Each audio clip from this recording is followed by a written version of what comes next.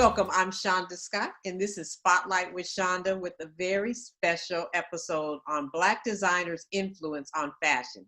And I'm having a conversation with some of my favorite fashion influencers right before New York's Fashion Week. Today's Spotlight is on Sherri McMullen, who is a fashion trendsetter, a business mogul with the flagship retail anchor store in Oakland, California, McMullen, who I just love. In fact, I'm wearing one of my favorite pieces that just make me so happy of one of your McMullen's pieces. So, Sherri, thank you for coming. Welcome to Spotlight. You styled me, but you styled amazing women like Aisha Curry, her whole entire family, all the women, as well as just all these fabulous women throughout the Bay Area and the world. You are known internationally. So we're happy that you are in Oakland because that just brings all that high-end fashion back to downtown Oakland. And we're excited. But you're not only in Oakland, you're also in Palo Alto too. But today we're celebrating Oakland.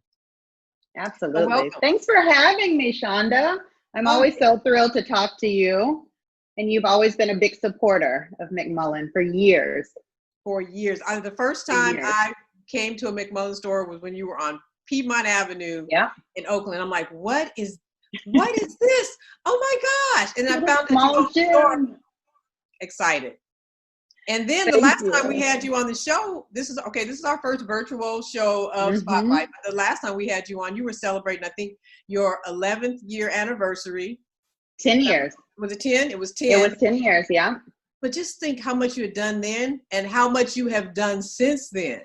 I mean, you're in Harper's Bazaar, you're in Vogue magazine, you're dining with all the greats in the fashion world. They know Talking to Shonda Scott. Talking to Shonda Scott, who loves you. And even though I had to pivot on my McMullen, the way I find it and get it during COVID is still available. That online game is available. That's how I found this online. You sent me an online invite. I mean, a link, advertisement. And I was like, oh my gosh, that is a suit with pants. Yes. Pantsuit, and then had Vita just tweak it perfectly to you. Yeah. Oh, Vita, you made me know the necessity of Vita. Yes. I mean, I'm usually like, buy it. I know my size. I don't need to worry about it. Oh, not now. She makes everything just fit that much more perfect, right? Right. She does. She put pockets in things that weren't pockets. Yes. She put buttons that weren't there. I was like, I have that. No, you don't have this one. The buttons. But just tell me, we're talking about Black designers' influence on fashion, and I know you make an intentional effort. And that's what we've been talking about. How we are having to be intentional now to celebrate our influence. Black culture has influenced fashion since forever. The reason why I wanted to do this show and have this conversation with you all is because I'd watched a show called The Remix on Netflix, and it talks about hip hop's influence on fashion, on major fashion houses. They were saying before hip hop, none of the fashion houses had their monograms on clothes. And hip hop, Dapper Dan and all that group did this and had all those, well, I guess, whatever they call it when they're underground shops making these fashions. And then now, fast forward, they have a partnership, but then also the monograms are the fashion houses are actually using their styles. So it made me think, I know we had influence even way before hip hop. So it's been so invisible. So I'm curious to know, a person like you that's intentional to have Black designers in your store, and you are blessed to have a store to make that decision. But how did you growing up envision you with us being so invisible in our influence on fashion and culture? So, I mean, I grew up in the Midwest. I grew up in Oklahoma, and I was exposed to fashion through my family from, if you go into the Oakland store, you see the pictures of women who have influenced me my entire life. So my mother, my very stylish mother, who would wear headscarves and caftans with cowboy boots.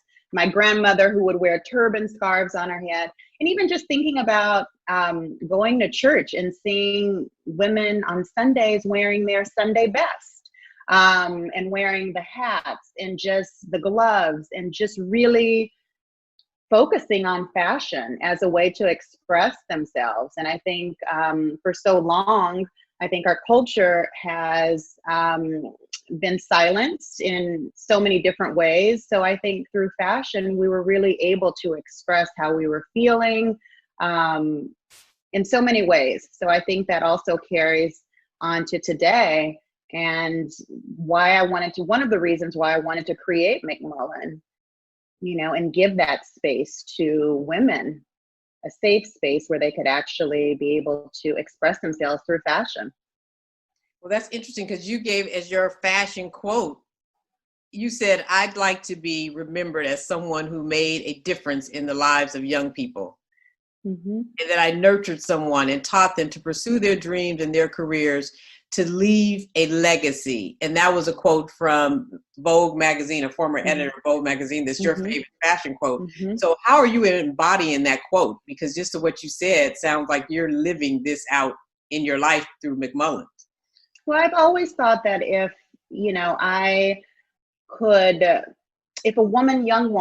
young Black woman could come into the store and see themselves in this industry, I knew that I would be making a difference. One of the reasons why I made sure that we had brown mannequins in the store, that was really important to me, because there are no shades of color mannequins. They're all either matte white or shiny black, but there are no actual skin tones. So I wanted to make sure that we were representing all shades of brown in the store. And that was one way that we could do that. So if a woman was walking by the store and they saw a beautiful jacket on a mannequin and it was in the same skin tone as theirs, they could feel like they had a place in this world, and they could come in, they could see the women that inspired me, the women in Oklahoma that have given me so much inspiration in my life. So for them to see that, I knew that I would be making a difference. Yeah, that's interesting, that because that's also that you had that level of intention. You know what I mean? Like you think about in a magazine, okay, use an African-American model, use different color model, but to think about the intentionality of using a mannequin, because subconsciously when we're walking by, you might in your subconscious mind say, oh, that mannequin's my skin tone and I like the way that looks. So that could look nice on me, versus like if you didn't ever have that experience. And that's what we're talking about, the responsibility of us and our intentionality now. We know that African Americans spend 1.3, 1.5, just trillions of dollars, consumers. You said even that you wanted to have a platform for them to be able to come and spend that with you. And that's how intentional we need to be, really, because in order for us to not have the remix, like have me, even with all the intentionality that I feel like I have most of the time, not even connect the dots to our influence. So it's for us to be intentional too in how we spend, where we spend, and then who we spend with, to make sure that we are there then celebrated. Yes, absolutely. And for us, it's important that wherever we spend our money, we need to be able to see ourselves, and we need to make sure that the brands align with our own personal values. I mean, I am certainly very intentional about how I spend every dime. And especially in consumer products, I need to know that the company, the brand, is thinking about a wide range of people and not just a very narrow, focused group of people that may look like them. It's really important. Now, how is it? Because you're a luxury brand, and I mean, African Americans owning their own store is not all that common. But a luxury brand must be even less common. How are you moving in the international world? I mean, I see you in all these magazines. I know you're received that way. How is your boutique received when you go to like Fashion Week in Paris? I mean, what's your experience? Just take us there for your experience as the owner and buyer. I mean, do they automatically know you're the owner and buyer and it's just like, oh, come on in, that's Sherri? Or is it sometimes like, oh, you own it. That's nice. And then sometimes it's like, oh, you own it. And like, oh, I didn't try to figure out how that works, you know. Well, it's taken some time. I mean, I've had the store for 13 years. I've been in the industry for, over 20 years. But I remember when I opened the store in Oakland, and I remember having calls with people, whether they were international or designers in New York, and telling them that I was opening a store, a luxury store in Oakland. And I would always hear, well, why Oakland? Why not San Francisco? Oh, well, we can't sell to you in Oakland. We already have a store in San Francisco. I mean, I received that type of feedback. And there were moments when I would go to a fashion show. And particularly in Paris, I remember when I went to a show, and I remember watching the models come down the runway one by one, and I didn't see one woman of color on the runway. And this was maybe 5 or 6 years ago. It's a designer I'd carried for many years in the store. I went to the showroom for my appointment, and I sat down with them, and I said, I was really surprised that I didn't see any women of color, any Black models on the runway. And I was told, well, we had an Asian model. That's what was told to me. This is a person that I was doing business with for seasons. And I was just so shocked that someone was so comfortable saying that to me, and that was their excuse. So I ended up dropping that designer, and I never looked back. But, there are moments when, you see those, you hear those type of responses. And I think even just during the last few months, I've had to really think about who my true partners are and who I really want to continue to do business with. There've been a couple of people that I've decided that I'm not going to move forward with because of their lack of representation in their lookbooks and in their showroom. We still see it. I mean, we still have a ways to go. There are some improvements. And especially in the last couple of months, we've seen some improvements, but there's still a long way to go. We still have a long way to go. And like you said, you have to use your voice and your power, like not just you, the you of all of us in our circumstances, even if you're on the consumer side, like if you don't see, like you said, representation of you, or you don't see a product, are you just intentionally go and look for, like now, with the work we're doing at the African American Chamber, people are calling us wanting to spend their money with African American Black owned businesses. And I'm so happy about that because being in Oakland, one, we took it for granted back when it was mostly predominantly Black. We didn't think nothing of it. That's who you shop with. That's how you had it. We never went to San Francisco. So it's funny that they say, why Oakland for you? Because I'm so glad that you had the vision of what we grew up with, why that's where you would have done, like 40 years ago, it would have been no question. You would have been right in Oakland with your boots, not even thinking about San Francisco to go shopping. Like we went over there when people came from out of town and wanted to go visit certain areas, but to do shopping, it was nothing just to go down local. Right. Yeah. But I am curious about why you had that commitment to Oakland, though. Like where did that come from in your heart? Was it your soul pulling on you that this is the right place? There's some kind of what did you have as that foresight? I mean, I fell in love with Oakland when I moved here. I was living in San Francisco when I first moved to the Bay for a couple of years, and so many of my friends lived in Oakland, so I would spend a lot of time here, and I finally moved over. And I mean, I fell in love with the city, the spirit of the city. It is unlike any other city, I would say. And I've traveled a lot, but there are so many people who are just committed to supporting local businesses here. I think that's, it's so important. It's definitely in line with who I am. I love supporting local businesses. They are the heart of any community. And I was really and fully embraced when I decided I was going to open here. Yeah, my heart is in Oakland.